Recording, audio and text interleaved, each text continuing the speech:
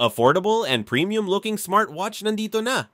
Hello guys. So sa mga naghahanap ng alternative para sa Mansanas Watch, ito na guys ang para sa inyo. Watch 9 series and makitang-kita nyo naman guys. Design pa lang. Kuhang-kuha na. Oh, look at that guys. Kuhang-kuha na niya even yung dial niya and napaka-premium ng design. And below 1,000 lang to guys. Even the box guys. So, kuha. So ito, kung mapapansin nyo guys, yung screen niya guys, and yung bezel, ang liit guys. Pakita ko na lang.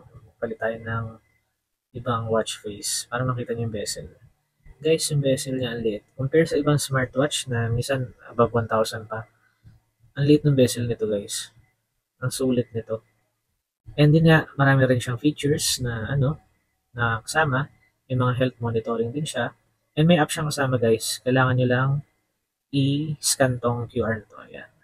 So once na-scan nyo yan, madadownload nyo na yung app. And marami rin siyang watch face guys. So yun nga, babaguhin mo. Pag gusto mong baguhin, ganun lang.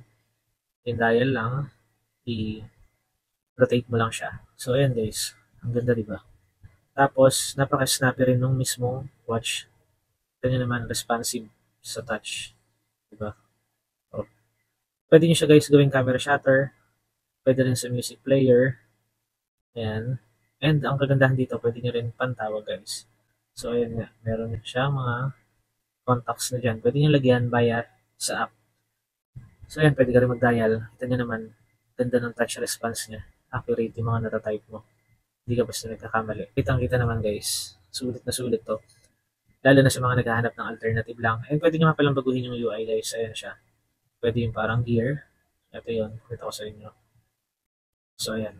Ganyan ngayon yung watch interface. So pag gusto mo lang din baguhin, pindutin mo lang tong button sa baba. Ayan yung parang damit niya. Balik mo lang sa dati. So ayan. Marami yan guys. Pwede nyo testingin. So ayan, sa mga naghanap guys, lilink ko na lang sa baba.